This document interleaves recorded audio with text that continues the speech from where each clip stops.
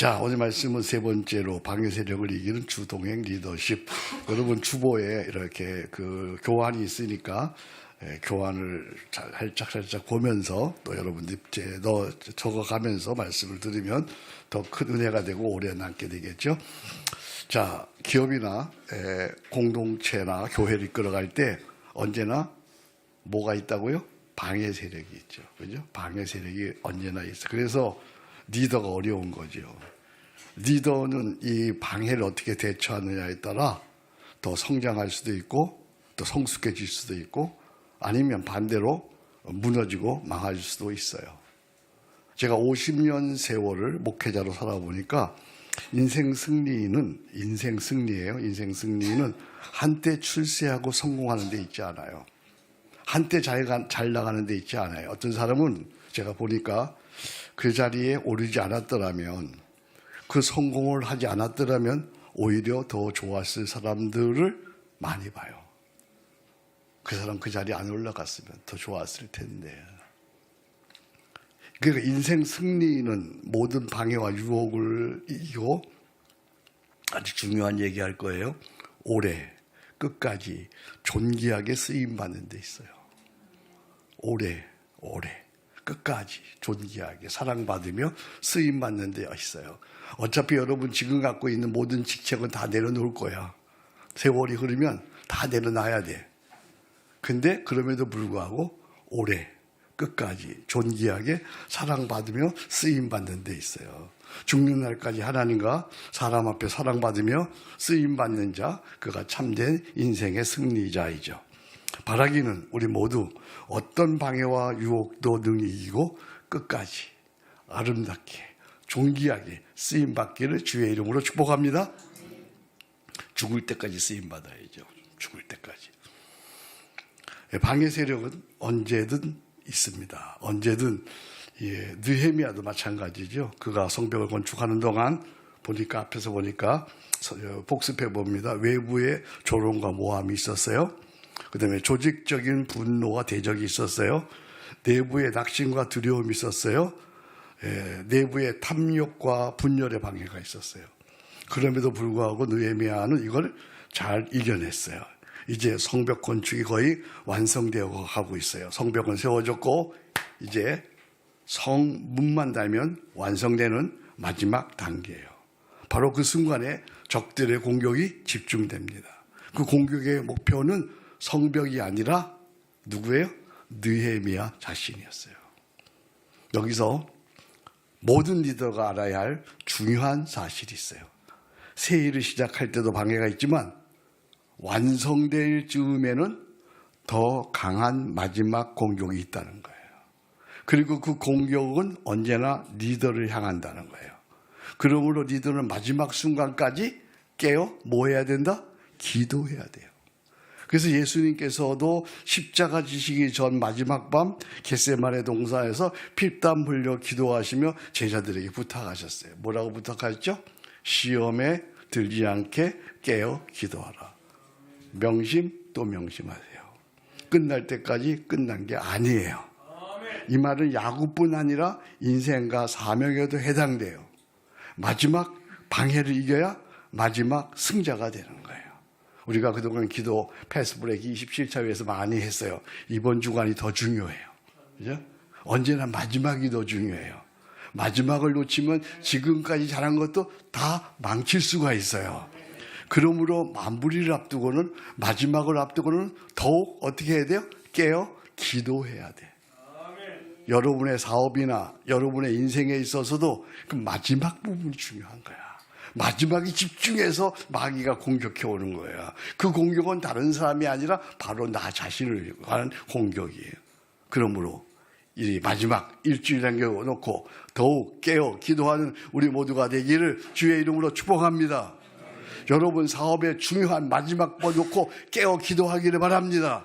중요한 일을 놓고 마지막 깨어 기도하기를 바랍니다. 마지막이 중요해요. 마지막. 성벽 제거를 앞두고 느헤미야에게 마지막 방해가 집중되었습니다. 그 공격은 세 단계로 진행되었어요. 1단계 타협과 유혹의 방해입니다. 산발락과 개성은 느헤미야를 온호 평지로 불러내어 타협하는 척하면서 죽이려고 합니다. 그러나 느헤미야는 6장 3절에 보니까 내가 이제 큰 역사를 하니 내려가지 못하겠노라. 자신의 사명에 집중했습니다. 이 두 번째 단계는 거짓 소문과 음해의 방해입니다. 6장 5절에서 9절입니다. 산발렛은 느헤미야가 왕이 되려 한다는 거짓 소문을 퍼뜨렸습니다. 참 세상 사람들이 이렇게 나빠요. 음모해. 그를 죽이려고 해요. 거짓 소문을 퍼뜨렸습니다. 이렇게 퍼뜨렸어요. 그러나 느헤미야는 변명보다는 기도를 택했습니다. 6장 9절입니다. 이제 내 손을 힘있게 하옵소서. 세 단계는 거짓 영성과 언약의 예언의 방해입니다. 스마야는 성전 안으로 느헤미야를 피하라고 그랬지만 느헤미야는 그것이 거짓 영적 유혹임을 분별했습니다. 나는 들어가지 않겠다. 결국 느헤미야는 모든 방해를 이겨내고 52일 만에 성벽 제거를 완성하였습니다. 이처럼 느헤미야는 성벽 완성을 앞두고 집중 공격을 받았어요. 마지막 싸움은 더욱 집요했어요. 수단과 방법을 가리지 아니하고 전방위적으로 공격해 왔어요. 그러나 느헤미야는 모든 방해를 이겨내고 끝내 사명을 완수했어요. 할렐루야. 놀랍습니다. 어떻게 이렇게 이길 수 있었을까? 그 비결은 무엇일까? 그것은 다름 아닌 하나님께서 주시는 지혜, 곧 뭐였을까요? 분별력. 우리 리더에게 무엇보다 중요한 것이 지혜, 하나님의 지혜, 분별력이죠. 느헤미야는 분별력으로 타협과 유혹을 물리치고 거짓 소문과 음모를 알아차리고 거짓 영성과 예언의 공격까지 막아냈습니다. 오늘 21세기 AI와 디지털 기술로 인해 정보가 넘쳐나는 시대입니다. 특히 우리는 하나님 경영을 한다는 크리스찬 기업인이고 크리스찬 목회이고 크리스찬 사업가들이고 그렇습니다. 하나님 경영, 이것은 영적 전투보다 더 무서운 영적 전투이기 때문에 어떤 전투보다 더 무서운 거죠. 정보와 유혹이 넘쳐나는 시대, 우리에겐 무엇보다 뭐가 필요하다? 영적 분별력이 필요해. 아멘. 하나님께서 우리 모두에게 분별력을 주시기 바랍니다. 하나님께서 우리 모두에게 지혜 주시기 바랍니다. 너희에게 지혜가 부족하거든 후히 주시고 꾸짖지 아니하시는 하나님께 구하라. 그리하면 주시리라. 하나님의 지혜, 이 지혜, 영적 분별력을 어떻게 가질 수 있는가? 이게 오늘 말씀의 포인트야. 여러분들이 이것만 가지면 승리할 수 있을 줄로 믿습니다. 사업에도 승리할 수 있고 목회에도 승리할 수 있고 군인도 승리할 수 있어요. 영적 분별력, 하나님께서 우리 모두에게 영적 분별력 주시기를 원합니다. 영적 분별력을 배우는 지혜, 첫째, 이제 5가지 얘기할 건데, 첫째, 정결한 양심을 가지라. 분별력의 첫 시작은 정결한 양심이죠. 마음이 거짓과 혼란, 정욕과 탐심으로 가득 차 있으면 바르게 분별할 수가 없지요. 특히 탐심은 정결한 양심과 분별력을 무너뜨리는 치명적인 죄악이죠. 탐심은 우상 숭배예요. 하나님보다 돈과 욕망을 더 사랑하기 때문에 그것은 우상 숭배가 되죠. 탐욕은 또 다른 죄를 낳아요. 탐욕이 낳는 7딸이 있어. 탐욕은 7딸을 갖고 있어요. 그게 뭐예요? 교환에 있는데 배신, 사기, 거짓, 위증, 불안, 폭력, 냉담. 그러니까 이 탐심은 일만하게 뿌리가 되는 거죠. 그러니까 어떻게 바른 분별을 할 수 있겠어요?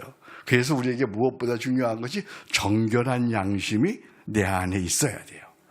느헤미야는 당시 지도급 인사들에게 말합니다. 느헤미야서 5장 9절입니다. 우리 하나님을 경외함으로 행할 것이 아니냐. 정결한 양심은 하나님 경외에서 비롯되는 거예요. 경외는 하나님을 사랑하면서 동시에 하나님을 두려워하는 마음이에요. 하나님을 경외하면 우리 마음에 누가 거하시고? 성령님이 거하시고 우리 양심을 깨끗게 하시며 하나님의 뜻을 분별하게 하시는 줄로 믿습니다. 그러나 양심이 무뎌지면 죄가 죄에 둔감해지고 결국 유혹에 넘어가는 거죠. 기억하십시오. 정결한 양심은 분별력의 기초가 돼요. 그래서 다윗은 기도합니다. 시편 51편 10절 유명한 기도죠. 내 속에 하나님이여 정한 마음을 창조하시고 정직한 영으로 새롭게 하소서. 아멘. 우리 한번 따라합시다. 내 속에 정한 마음을 창조하시고 정직한 영을 새롭게 하소서. 아멘. 정결한 양심은 분별력의 기초야. 그러니까 정결한 양심이 없으면 분별력은 있을 수가 없어. 욕심으로 가득 차 있으니까 넘어가잖아. 뻔히 보면 안 되는데. 참 저는 하나님의 은혜지요. 평생을 살면서 이렇게 누구에게 속아 넘어간 적이 없는 것 같아요. 뻔히 아는데 탐심이 있으면 근데 그걸 모르는 거야. 탐심이 있으면. 두 번째, 원칙을 지켜라.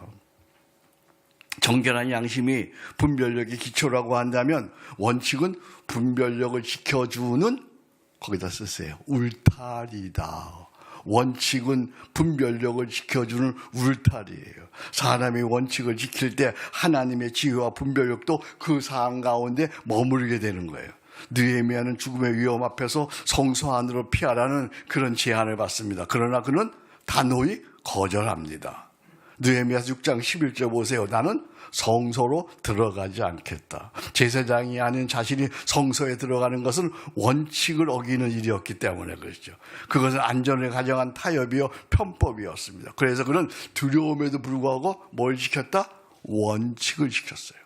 위기 상황에서도 말씀을 붙들었어요. 유혹과 분별력의 무너짐은 언제나 작은 타협에서 시작돼요. 큰 배가 작은 구멍 하나가 큰 배를 침몰시키듯 원칙에 대한 작은 타협이 결국 리더십 전체를 무너뜨리는 거예요.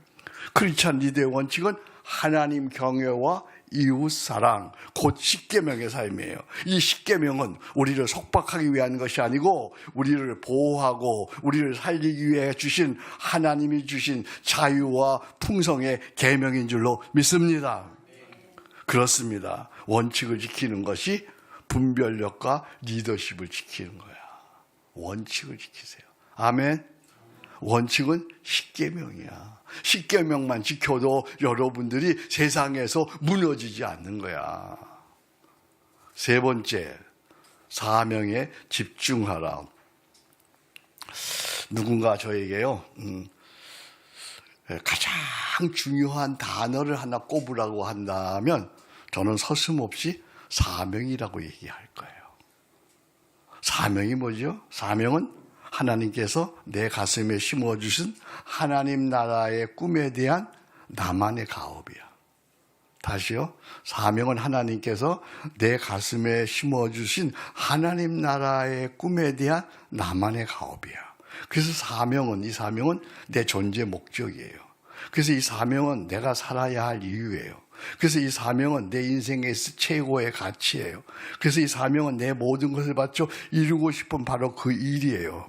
내게 이보다도 신나고 내게 이보다도 행복한 일은 없어요. 이거 하다 죽어도 여한이 없는 절창의 노래, 그것이 바로 사명이지요.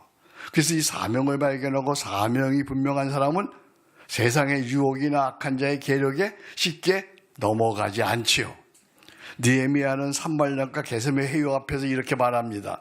내가 이제 큰 역사를 하니 내려가지 못하겠노라. 그는 관계보다 타협보다 뭐에 집중하고 있는 거예요? 사명에 집중하고 있는 거예요.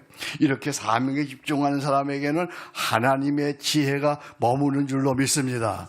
사명에 집중하면 무엇이 중요한지 알아요. 무엇을 버려야 하는지 알아요. 무엇의 인생을 걸어야 하는지 알기 때문에 분별하게 되는 거예요. 그래서 유혹에 흔들리지 않고 순간의 이익보다 하나님의 뜻과 더 중요한 가치를 선택하게 되죠.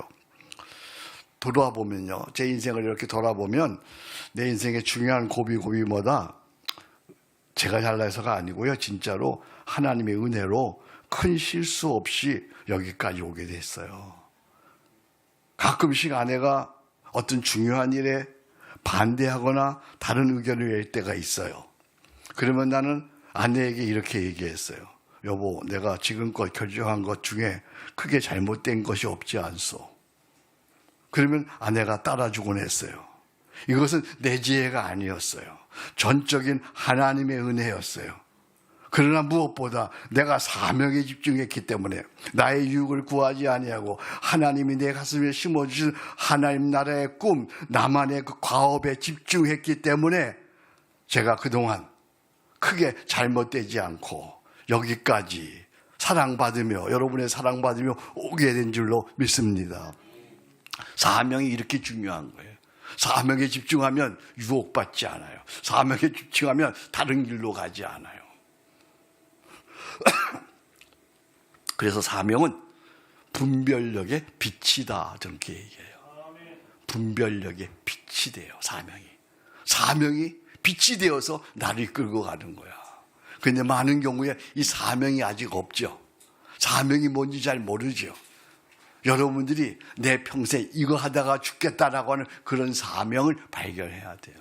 내가 죽더라도 그 다음 세대가, 내 자녀들이, 내 제자들이 그걸 끌고 갈 수 있는 사명을 발견해야 돼요. 우리에게 동시에 있는 사명은 바로 주의 교회를 든든히 세우는 것인 줄로 믿습니다.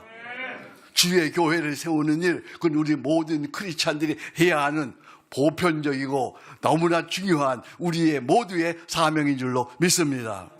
사명에 집중하는 우리 모두가 되기를 바랍니다. 사명은 분별력의 빛입니다. 네 번째, 믿음의 소그룹과 함께하라. 어떻게 하면 우리가 분별을 가질 수 있고 유혹을 이길 수 있냐면 믿음의 소그룹과 함께하라. 사람은 고립되어 외로움에 빠질 때요 쉽게 유혹에 넘어가서 잘못 판단하기 쉽지요. 그래서 뭐가 중요할까요? 믿음의 소그룹이 중요한 거예요. 느헤미야는 위기의 순간 백성들을 가족과 공동체 중심으로 세우고 함께 싸우게 했습니다. 느헤미야 4장 14절입니다. 너희는 각기 형제와 자녀와 아내와 집을 위하여 싸우라. 또 그는 우리 하나님이 우리를 위하여 싸우시리라고 외치면서 공동체를 하나로 묶었어. 공동체를. 이처럼 믿음의 소그룹에 속하면 함께 기도하게 되죠. 함께 말씀을 배우게 되지요. 함께 영적 정서적 안정감을 얻게 되지요. 또한 서로의 지혜와 경험을 배우면서 바른 분별력을 키워갈 수 있지요. 혼자 싸우면 쉽게 지치고 무너지지만 함께하면 서로 힘을 얻고 끝까지 견딜 수 있는 줄로 믿습니다. 우리에게 한성 공동체가 있어서 여러분들이 혼자 목회하면 힘들지만 우리가 함께 하면서 서로 격려하고 서로 기도해주고 서로 경험을 나누고 서로를 위로해주고 격려해주고 서로가 함께 한국교회를 세울 때 여러분에게 힘이 되어서 여러분의 목회도 잘 되고 여러분들이 함께 이렇게 한국교회를 섬기는 그런 자긍심과 자부심을 갖게 되는 줄로 믿습니다. 함께 하는 게 중요한 거예요. 함께. 나 혼자 있으면 어떻게 이런 큰일을 하겠어요. 그렇잖아요.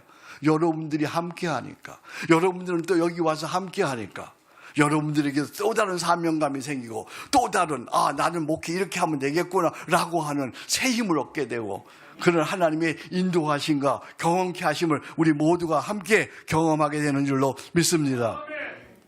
그래서 보네포는 그의 책 성도의 공동생활에서 이렇게 말했습니다.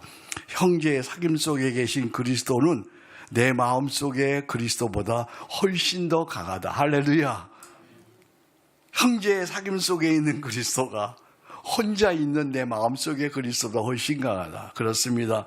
믿음의 소그룹은 분별력과 영적 힘을 지켜주는 견고한 요새와 같아. 아멘. 우리가 한성 공동체가 없으면 이 큰 일을 어떻게 할 것이며 우리 한성 공동체가 없으면 여러분들이 얼마나 외롭게 혼자 목회하겠어요.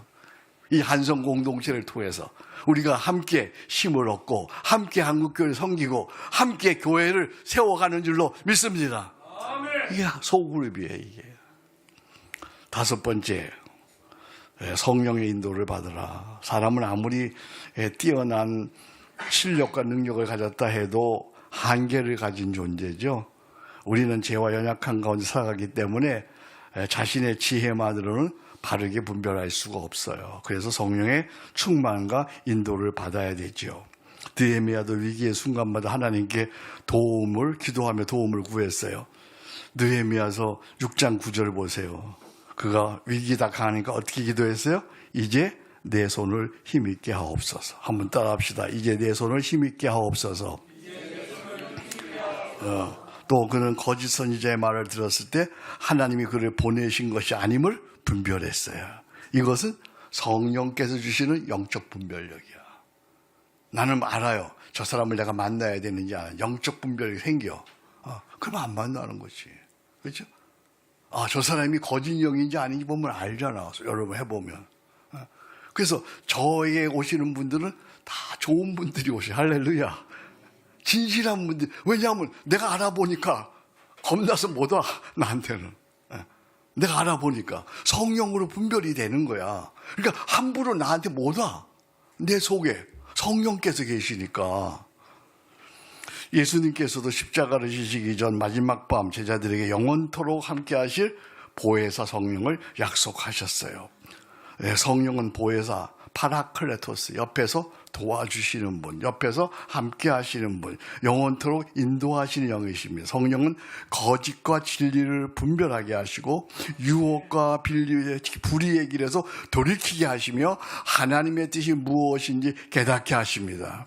그러므로 성령과 동행하는 사람은 이런 혼돈의 시대 속에서도 바른 분별력을 가지고 건강한 기업과 교회를 세워갈 수 있을 줄로 믿습니다. 그래서 성령은 분별력의 원천이야. 성령은 분별력의 원천이야.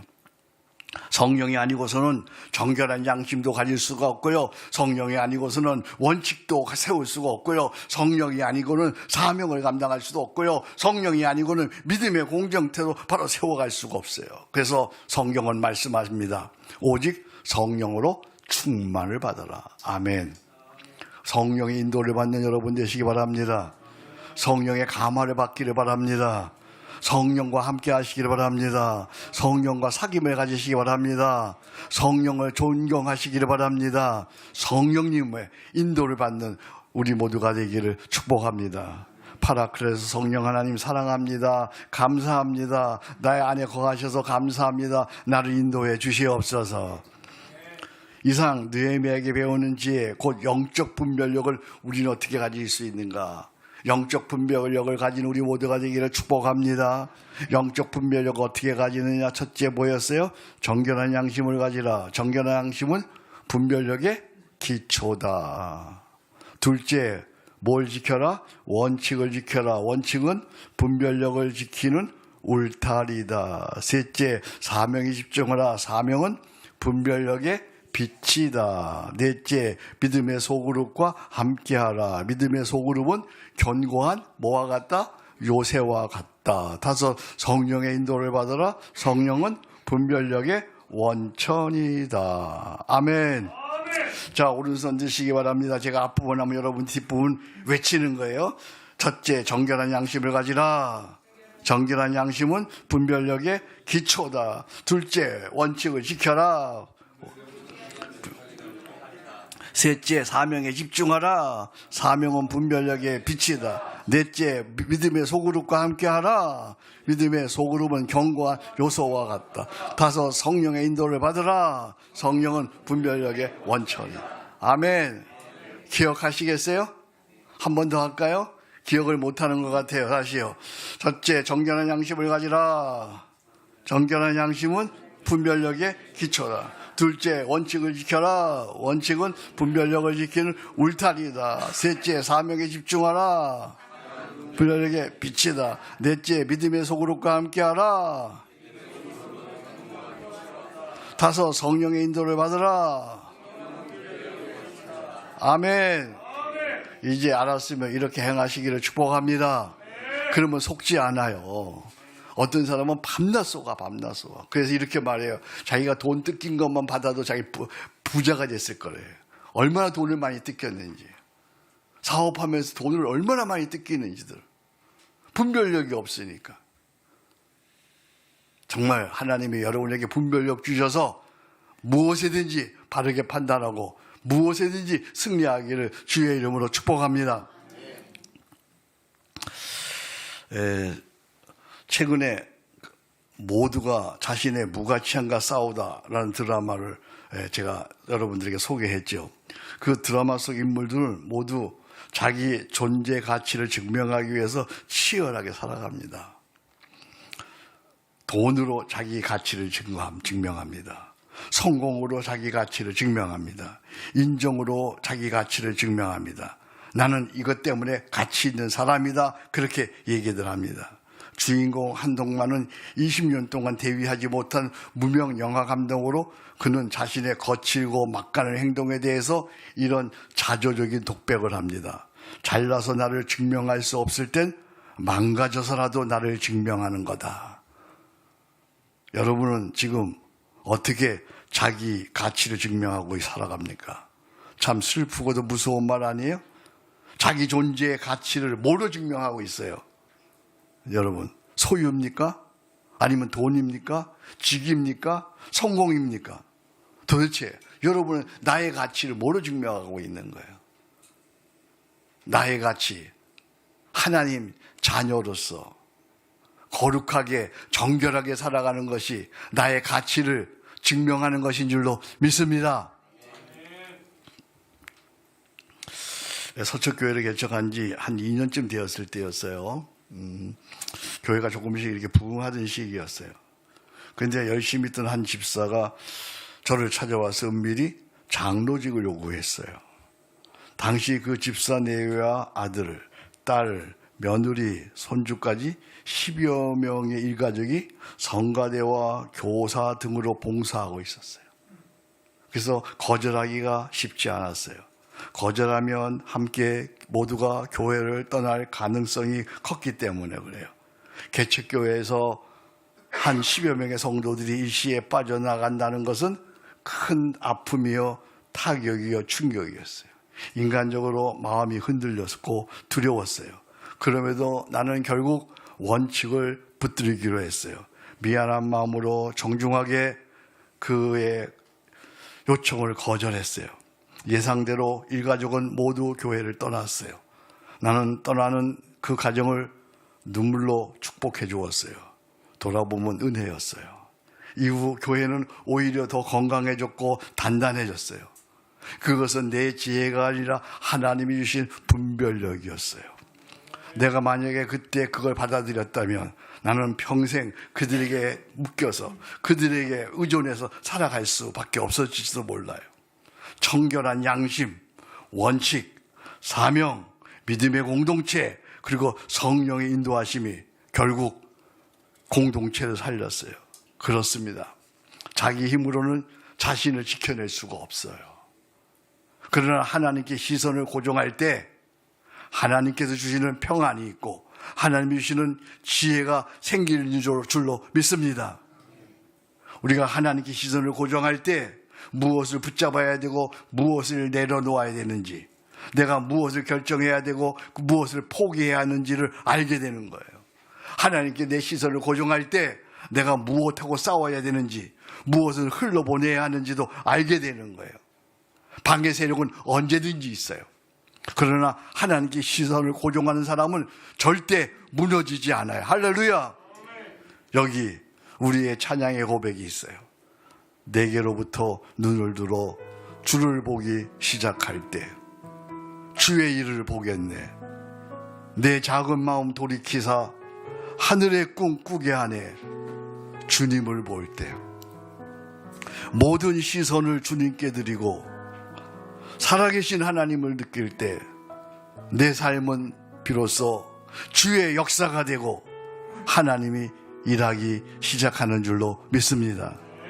바라기를 우리 모두 혼돈과 유혹의 시대 속에서 하나님께 시선을 고정함으로 하나님이 주시는 바른 분별력으로 끝까지 존귀하게, 끝까지 아름답게, 끝까지 쓰임받는 인생의 승리자 되기를 주의 이름으로 축복합니다.